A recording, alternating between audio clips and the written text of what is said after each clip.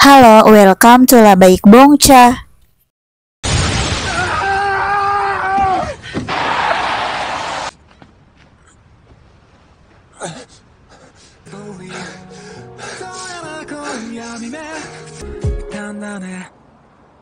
Hubungan Kazu dan Saeko mulai berkembang berkat kenangan yang diturunkan melalui jantung Yusuke.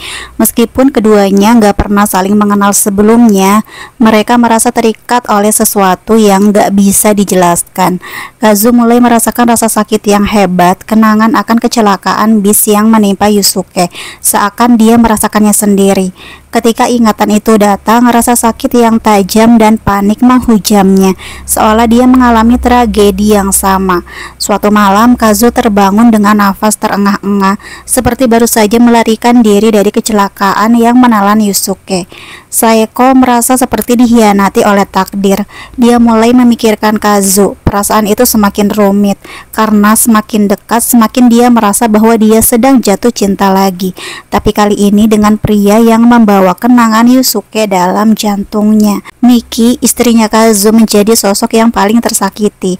Dia sangat setia menemani Kazu melalui masa-masa ketika Kazu sakit, operasi sampai pemulihan setelah transplantasi jantung. Suatu hari di tengah kekacauan perasaan itu, Kazu mendapati dirinya jatuh sakit lagi. Dia mengalami sakit jantung yang hebat di jalan, serangan nyeri yang tidak bisa dia atasi.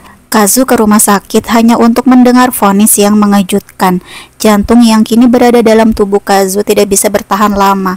Kondisinya menolak atau menyerah. Dan meskipun dia telah berjuang untuk hidup setelah transplantasi, tubuhnya tidak bisa menerima jantung baru itu. Dokter memberitahu bahwa Kazu hanya punya waktu sekitar sebulan untuk bertahan. Saeko akhirnya memutuskan untuk pergi melupakan Kazu. Ia tahu hubungan mereka semakin rumit. Tanpa pikir panjang, Kazu berlari ke stasiun kereta. Tapi rasa sakit yang sudah lama dia rasakan datang kembali dengan kekuatan yang lebih besar. Tiba-tiba serangan jantung yang hebat menghantam tubuhnya, membuatnya terhuyung dan terjatuh di tengah jalan. Nyeri itu begitu tajam seolah seluruh tubuhnya terhimpit, dan Kazu hanya bisa berteriak dalam hati, berharap bisa bertahan hidup lama untuk melihat Saeko sebelum semuanya berakhir. Tapi rasa sakit semakin melumpuhkan tubuhnya, dan tanpa bisa mengendalikan diri, Kazu akhirnya pingsan di jalanan yang sepi, terjatuh begitu saja dengan perasaan yang terpecah-pecah.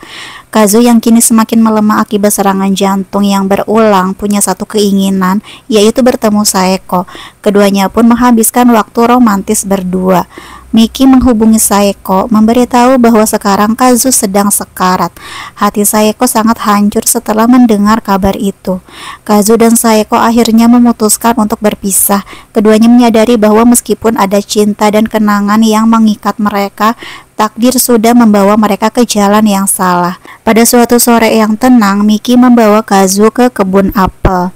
Kazu duduk di kursi roda memandangi pohon-pohon itu dengan tatapan kosong.